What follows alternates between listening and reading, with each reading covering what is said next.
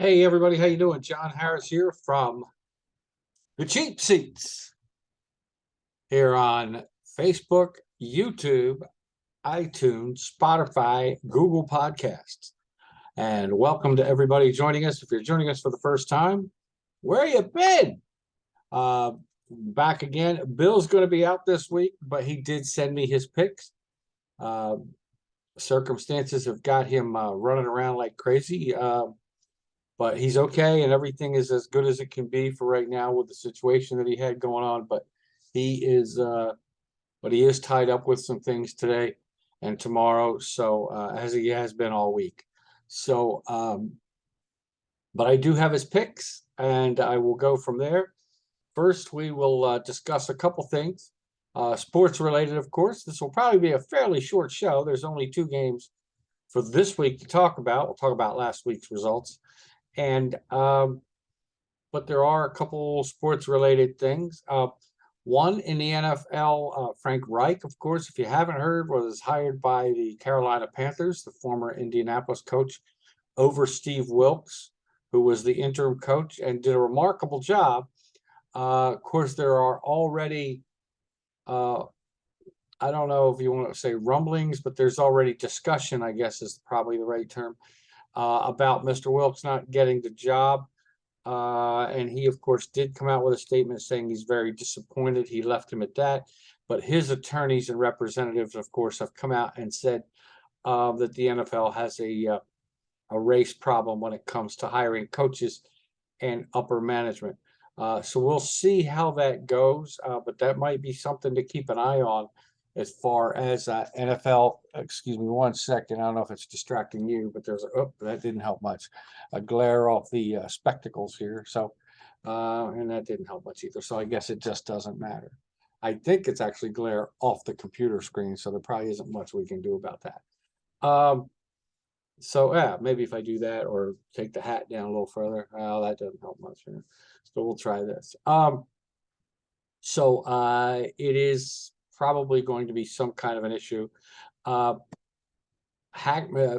Hackett, who was with the Denver Broncos, has as a head coach, and of course was dismissed after their dismal showing after about 14 games, has been hired as an offensive coordinator with the New York Jets. And a lot of people think that is so that if Aaron Rodgers can be acquired in a trade, it is a trade he would accept without problem because he and Hackett got along very well in Green Bay before Hackett took the job in Denver. He was the offensive coordinator and before that quarterbacks coach, I believe. So that's probably an attempt to get Aaron Rodgers to look at the Jets as a viable option if he is traded or decides he'd like to be traded and the Packers can get what they want from the Jets or whoever. But the Jets are put in there, but he is also an accomplished offensive coordinator, so it could very well be that he's hired not just on the possibility of getting Aaron Rodgers to the Jets, but also on his merits, previous merits as an offensive coordinator. Also, Dan Quinn, the Dallas Cowboys defensive coordinator, who had been a previous head coach in Atlanta and had some success with them as well, has decided, though he was in the final list of candidates for 2 jobs, one being Indianapolis, I believe the other being Denver or Arizona, I'm not sure which one, has decided he is not going to accept a head coaching job for this upcoming season and is going to go back as the defensive coordinator for the Dallas Cowboys. Kellen Moore, who has interviewed with a team already, the offensive coordinator for the Cowboys, is still in that running. The Cowboys, of course, very happy to have Dan Quinn back. When asked about Kellen Moore, head coach Mike McCarthy wasn't necessarily non-committal, but wasn't quite as enthusiastic as he had been about Dan Quinn coming back. Of course, other news involving that is that Mike McCarthy is staying on in Dallas, but it looks like about 5 of his assistant coaches will not be returning. And that is Dallas's decision. They have decided to change around their offensive staff and maybe one defensive coach, but the rest of it is mostly offensive based, and they're going to see what they can do with there by changing some coaching strategies for the Dallas sideline. To get to injuries for the NFL, Patrick Mahomes is not even on the injury list for Kansas City, though he had sprained his ankle last week in their win, and it looked in their playoff win. So it looks like against Jacksonville, it looks like he will play and is supposedly about 100%. So we will see because his legs is a part of his game, not as big a part as some guys like Josh Allen, Jalen Hurts, folks like that. But it is a part of his game, and he improvises while running around quite a bit. So it's going to be interesting to see how Patrick Mahomes does respond physically. But like we said, he's not even on the injured list with that high ankle sprain he suffered against Jacksonville last week. So we will see what happens with Patrick Mahomes. There is word, though I did not see if not Travis Kelce, Jason Kelce, the center for the Philadelphia Eagles, is supposedly has a sore back, and last we knew was iffy, I guess, questionable would be the word, if he is available to play tomorrow, Sunday. We are filming this on Saturday, of course. So I guess we won't know until tomorrow. My guess is if he can play at all, he will be out there. I mean, Jason Kelce only came back to play this season. He was going to retire and had announced a retirement and was convinced to return. So he is back. And for this season, of course, I think it's one of those things where if they win the Super Bowl, he's going to retire. It wouldn't surprise me if he's retiring after this season either way. But I'm 99.99% sure they win a Super Bowl, he's going to go out in that blaze of glory. If they don't, he may ponder it for a little bit and see what he does. But I wouldn't be surprised if either way, if the center for the Philadelphia Eagles, Jason Kelce, does decide to retire. Jalen Hurts showed last week that he's healthy, so he's not on the injured list now. He's going to be out there ready to go. Also, A.J. Brown will be out there, even though he was hobbled a little bit, listed as questionable, but he says he's 95 to 100% ready and is a go as well. So it looks like both games will have their full complement of guys. Cincinnati, though, in the other game, which we will talk about, does have three of their starting offensive linemen out. Now, last week, they were able to handle that in Buffalo with an offense that when Burrow did have to pass, which he did quite often, he got the ball out quickly. But I seem to think, though Kansas City's defense overall is ranked lower than Buffalo's, I do believe they have a better pass rush.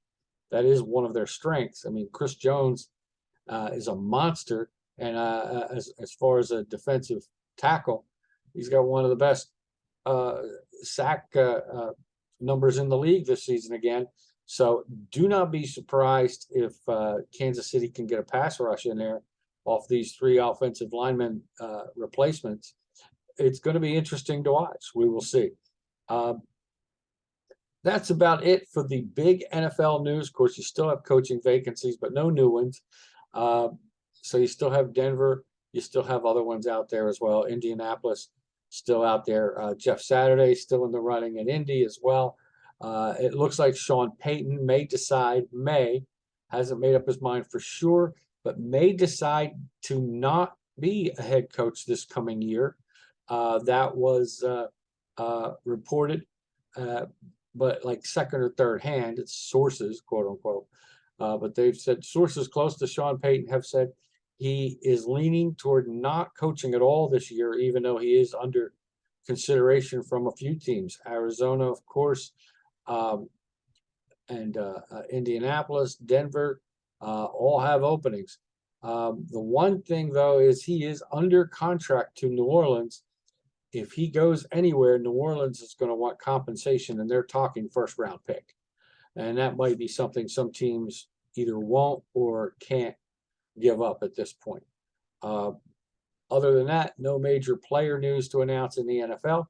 In Major League Baseball, as far as player/manager news, nothing this week with new free agent signings or anything that are anything to really discuss. There's always speculation, but that's all anything is right now in MLB is speculation.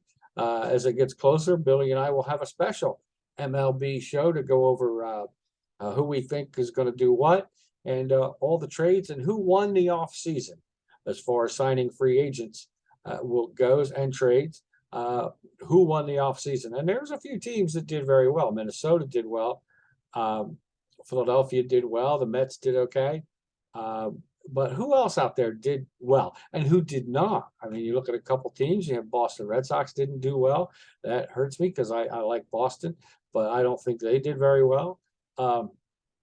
And the Giants were trying to bid for everybody and got basically nobody in San Francisco. So that'll be something to look forward to. San Diego got a couple pieces. So we'll look and see.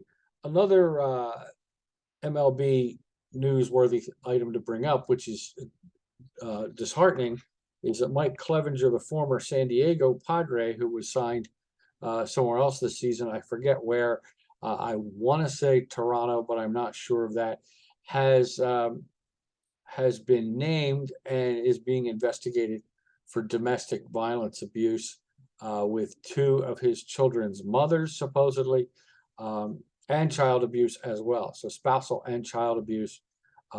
And they are looking and investigating his actions there. How that's going to play out yet, we don't know. Of course, Major League Baseball will investigate as well to see if any suspension or further disciplinary action is warranted. They may have to wait a little while until law enforcement authorities finish their investigation, but one of the mothers of one of his children came forward and made the accusation, and supposedly it's been supported by the child of the mother of his other child as well. So we will have to wait and see how that plays out.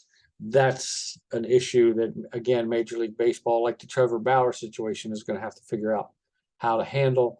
Two completely different situations in a way, but in a way not, because both supposedly involve abuse. So of a partner and or companion. So we will wait and have to see how that tails out. But it's troubling, it's disturbing, and we'll keep an eye on it for you as well. That's basically all the major sports news that we can think of. Anything else? Keep up on the headlines. We will. Looks like we're going to have a Facebook page for From the Cheap Seats pretty soon, and it's basically going to be just sports related stuff. Breaking news things, things of that nature. But we're looking at how to do the parameters for it and go from there. But keep an eye out for that. That's From the Cheap Seats, and will probably be on Facebook very soon. Our main goal, of course, is to get into our picks from last week and for this week. But before we do, we want to say a special thank you to our sponsor, which is Vineland Realty Corporation. You can contact Vineland Realty Corporation and my pal Dennis Ingraldi in Vineland, New Jersey, at 634 East Landis Avenue in downtown Vineland. And they will handle all your residential and realty needs, whether it's business, whether it's personal, residential. Dennis and his folks down there, Gal Friday, Helen, and the rest of the crew down there will surely take care of you. And I didn't call him Shirley. They will surely take care of you. And if Dennis can't help you himself, he's got great resources, and they'll help you steer you toward who you may need to talk to. Their phone number is 856-690-9482. That's Vineland Realty Corporation, 634 East Landis Avenue in Vineland, New Jersey. Again, that phone number, 856-690-9482. Go down and see those folks if you have a property need at all, whether it's business, residential, You want to buy, you want to rent, you need to lease something out, or you need to find a place to rent, or you have a place to sell, let Dennis and his folks know. Again, that's Vineland Realty Corporation, 856-690-9482. We thank Dennis a lot for his loyalty, not just for this show, but all the shows on Public John Media. And we appreciate it, Dennis. Thank you and your folks down there for everything you guys have done. I have Billy's picks, like I said, but let's discuss last week's picks. Mixed bag, kind of. Straight picks, just win-loss. Billy and I both finished 3-1, which I suspect most people probably did if they took the favorites. However, the one favorite that everybody was taking was Buffalo. It was listed as a close game at 5.5 points. Cincinnati wins that game. That's the game we both missed, picking straight up. I kicked myself because I had originally put down Cincinnati across the board, which was straight and to cover.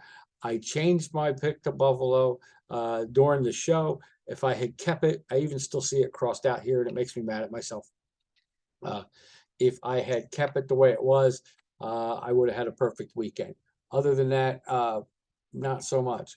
But on straight picks, again, we were both 3-1, winning the KC over Jacksonville game, a big game, a close game. Kansas City had to really fight to win that game. Philadelphia and the Giants was a slaughter. Nobody saw a slaughter coming.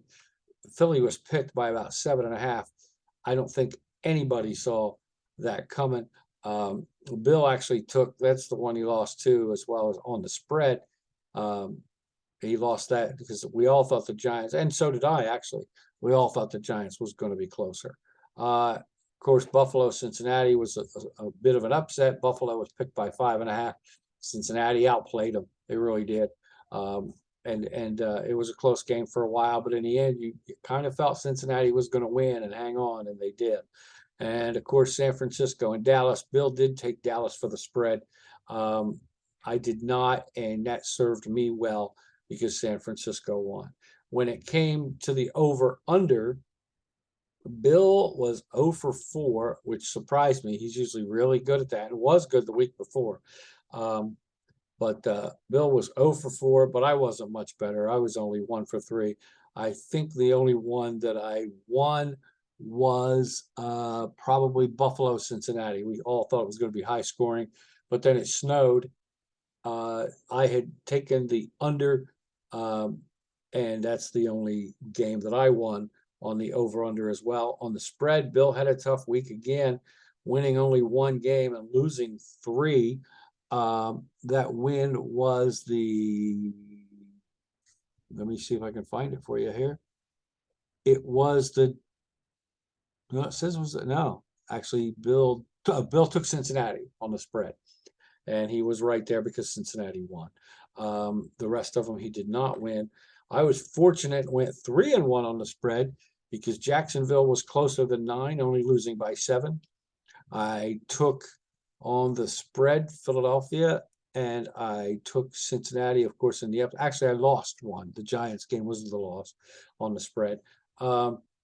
Cincinnati won, and so that made it automatic beat the spread kind of a thing because Buffalo was favored, and San Francisco, who manhandled Dallas pretty much, of course, won the spread. So I was 3-1 on the spread again, over under. Bill was 0 for 4. I was 1 and 3. So neither one of us did well on the over under. Very unusual. But we're ready to go here for this week. I have Bill's picks. I have my picks. Here we go, sports fans. San Francisco versus Philadelphia. Your first game of the day tomorrow, Sunday. It is at 3 p.m. Eastern, 2 p.m. Central, and of course noon Western Pacific time, because San Francisco, of course, on the West Coast.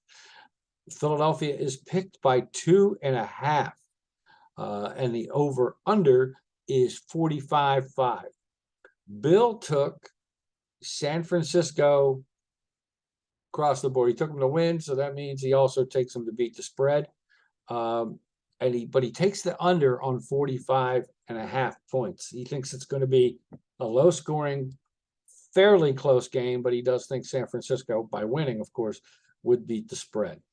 I I'm gonna disagree with Bill on this one. I don't get me wrong. This is a tough week for me. My heart's in both places. You can see I'm wearing my Eagles jersey. My Zach Ertz one this week.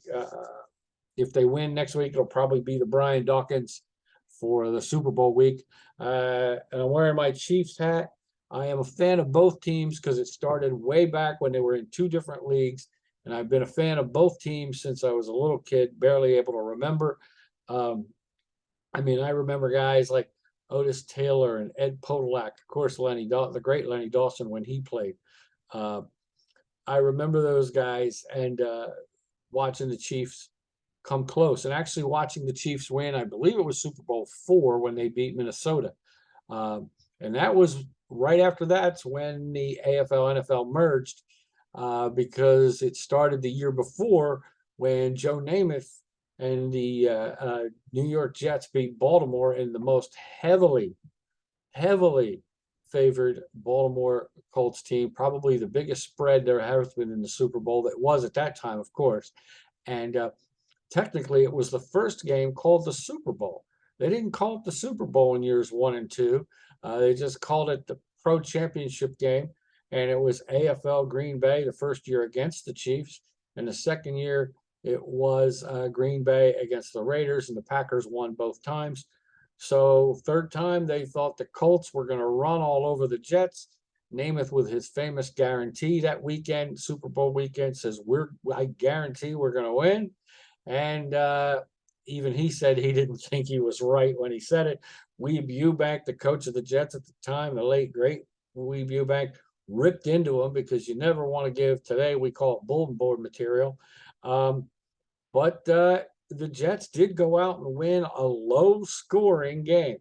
It got scary toward the end. I remember as a kid, Johnny Unitas, who had been hurt, came in for Earl Morrall for the Colts, and it was his throwing shoulder that was sore, but he tried to bring him back to victory. It looked like could happen, but they were heading down the field and got stopped. That would have made it 16-14 with some time left on the clock.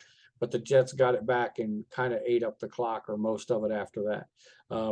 But I remember the win. The Jets did just enough to win it. 16-7, I think, was the final score. Next year, Minnesota beats the Chiefs. All right, boy, did I say that wrong.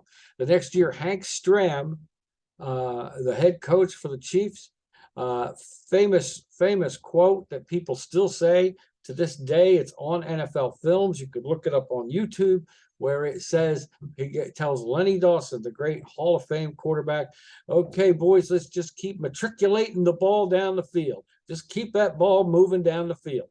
And by doing that, it ate up clock. And Kansas City and the Chiefs won their first Super Bowl, which was Super Bowl IV. And at that point, made the AFL and the NFL even in Super Bowls at 2-2.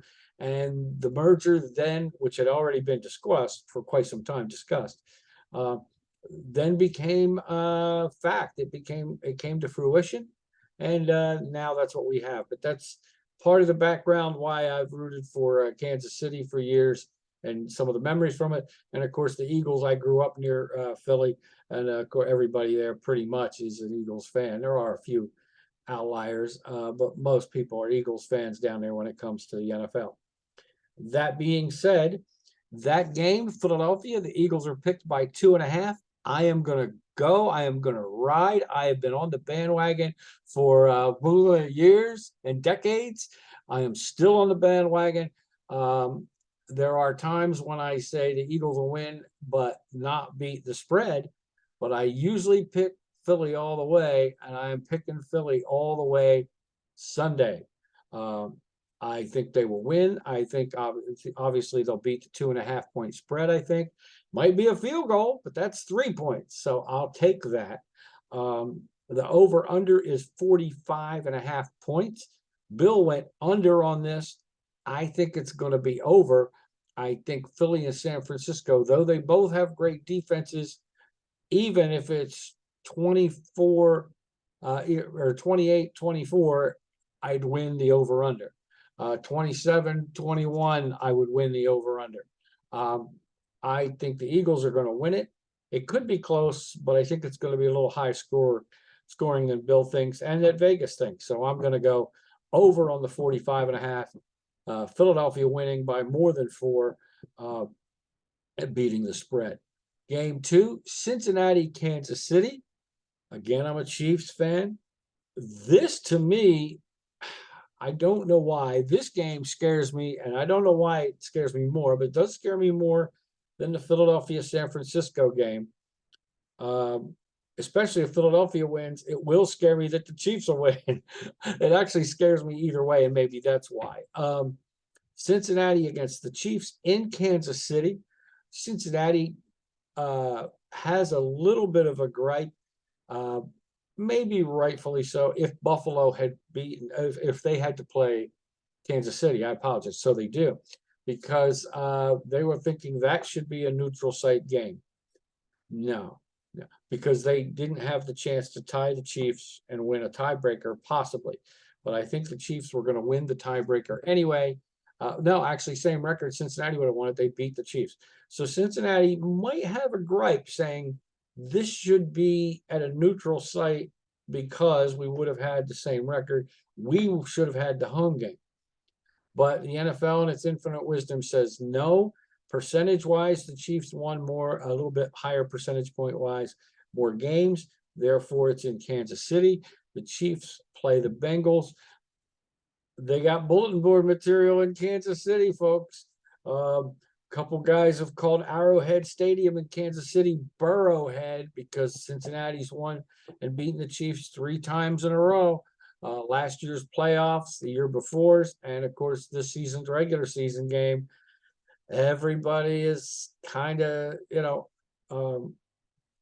saying that bulletin board material. Burrow didn't say it, but other Cincinnati players are who are the ones that coined the phrase that if Burrow goes in and wins, Joe Burrow, the Bengals win it, it should be called Burrowhead Stadium, trying to get under the skins of the Kansas City fans.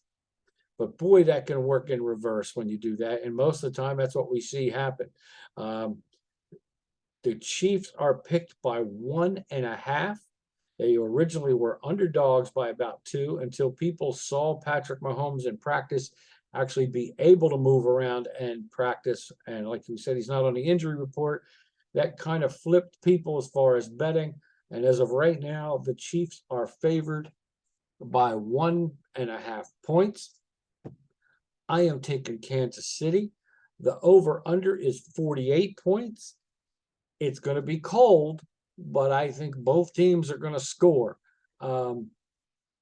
Cincinnati's defense supposedly a little better, but Kansas City's pass rush is better. Cincinnati does have 3 offensive linemen that are out, the starters, who were out last week, and they held up against Buffalo. But I think Kansas City has a better pass rush, plus they blitz more normally. So it's going to be one of them things. If Burrow doesn't have time to pick up the blitz, it could cause some problems for the offense in Cincinnati. But the Bengals can run the ball well. But the Chiefs can now too with Pacheco and McKinnon. So going to be an interesting game, I think. If Mahomes is as healthy as he says he is, this is going to be a dogfight, I think. 1.5, no matter which team you pick, is probably about the right. Maybe 1 is probably about the right spread to have. Like I said, I'm going with Kansas City. I'm hoping it's not my heart over my head. Some of the reasons I pick sound like rationalizing, I guess. And over under 48, I'm picking over as well. I think that's going to be pretty much the deal there. There is some talk down the road that the NFL may consider, or they are considering, making the championship games at neutral sites every year. But they complain now that the last game or 2 of the year aren't as good as they could be because the Stars don't play if a playoff game is wrapped up. Well, guess what? That's going to move that back even another week, because if teams realize they can't get the home field advantage for the playoffs and they're tied with a team coming down the road and it doesn't matter, guess what? Teams are going to sit even more people and probably for an extra week or so. if you get to the point where you win, the advantage to playoff games only goes up to divisional round, and the league championships become neutral site games. I don't think you're going to see too many competitive games the last couple of weeks of a season. The other part of it, except for teams that are still fighting for playoff lives, they say the big part of it is money, but the fan experience, even if you sell out a neutral site game, the perfect example to give you is the Super Bowl. Not a whole lot of passioning fan base because two teams have the same amount of tickets supposedly, and usually you don't hear a lot of home fan rooting one for the other. The atmosphere isn't quite as energetic, at least to me, when you're watching the game and listening to it and seeing what's going on in a stadium. Not as big a deal energy wise as it would be if a team had played and won for their conference championship to play at their home field. So, and again, the Burrowhead thing is actually an example if you think about it. So, the Chiefs playing in their home field. So you got a little bulletin board. It makes things a little more interesting to keep. That's one of the things you don't want the NFL to change, I don't think. Yes, I'm a traditionalist when it comes to baseball. Though Bryce Harper, I'm a Phillies fan, had the great season as a DH. I'm still not 100% cured of the National League having the DH. I think all the differences now between the two leagues are gone. Is it really a true World Series championship thing? Of course, World Series is kind of funny anyway. You have one Canadian team. Other than that, the rest of the teams are in the U.S. So I don't know how much of a World Series it is, but that's always been that way. But even to have it as a championship series, there's no real difference now between the leagues. And this year, every team is getting to play every team across both leagues. So it's going to be the same in the NFL if they go to neutral sites. It's a tradition thing, and my personal opinion is I'm just not for it. I hope they stick with the system that is in play right now. So, but there you have it. Bill, like I said, San Francisco, Philadelphia. Bill is taking the Niners, which means he's taking the Niners with the spread because they are the underdogs by 2.5 points. And the over-under is 45.5 points. Bill's taking the under. I am taking Philadelphia to win by more than 2.5 points. And I am going over, thinking the combined score will be more than 45.5 points. The Kansas City-Cincinnati game in Kansas City. The Chiefs at this point are picked by 1.5. Bill is going with Cincinnati, which means they're the underdog. So he's going with Cincinnati on the spread by default there. And the over-under is 48 points. Bill is going over that. Yes, Bill's going over the 48.5 as well. I am going Kansas City to win by more than 1.5. I am going over on the 48 points as well. So there you have that. We hope you guys enjoy the games tomorrow, Sunday. It'll be a lot of fun, I think. Could be two really, really good games, I believe. So enjoy them. We're gonna, I'm sure, go Chiefs, go Eagles. But then if they both win, which I picked, Super Bowl Sunday is going to be a mess. Got to watch it for you guys. I would almost consider going on a road trip somewhere and just not watching it because it will be very tough. Usually, if they ever play, it's always been regular season. And I'm like, which team needs it more for the playoff run or whatever? That obviously the Super Bowl, that wouldn't be the case. And I can't even go who needs it more. The Chiefs won a couple of years ago. The Eagles won a couple of years before that. So it's tough unless you find a reason, unless during that 2-week span somebody puts up some bulletin board material and you start going boom. The other part of it is, remember, if the Chiefs and Eagles play, you have two brothers who will be playing against each other technically, as far as their teams are concerned. Travis Kelce of Kansas City, the great tight end, who is obviously already, to me, he's already a lock in the Hall of Fame. A great tight end, maybe the best in the league. He's right there with, I believe, George Kittle. Could be kind of close to him, but as far as that's Dallas Goedert for Phillies in the conversation, maybe in the top 5 or 6. But I think you got to go with Kelce as the number one, and then go from there. If when healthy, Darren Waller from the Raiders is really good too, but he had a tough season this year because of his health. I think you got to look at Kelce, and I think you got to look at Kittle. And hey, something to be said for tight end. Why? And Goddard. Why? 3 of those are playing this week. So I'll tell you something, right? 3 of those are playing in your championship games. How important is the tight end position? Travis Kelce's playing for, of course, the Chiefs. Jason Kelce, the center, the All-Pro, many times over center for Philadelphia, who may be in his last year, is playing for Philadelphia. So if he's able to play, but it looks like he'll be able to play. But it looks like Kelce versus Kelce could happen. That makes it tough. But we'll see what happens.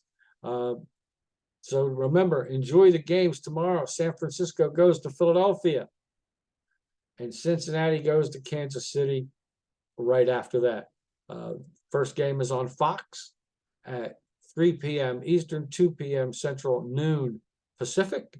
The second game is listed for 5:30 Eastern, 4:30 Central, and I apologize. And 1:30 Pacific. So hang in there, folks. It's going to be a great weekend. We hope you guys enjoy it. We'll talk to you next week after the results and any other sports news that comes up. And, of course, a Super Bowl preview right here on From the Cheap Seats. Thank you, guys. Thanks to Dennis and Graldi and the folks again over at Vinyl and Realty Corporation for making this possible. For my pal Billy Smith, who should be back next week, we thank you guys for tuning in all season long. It's been a lot of fun. We will see you next week here from the Cheap Seats.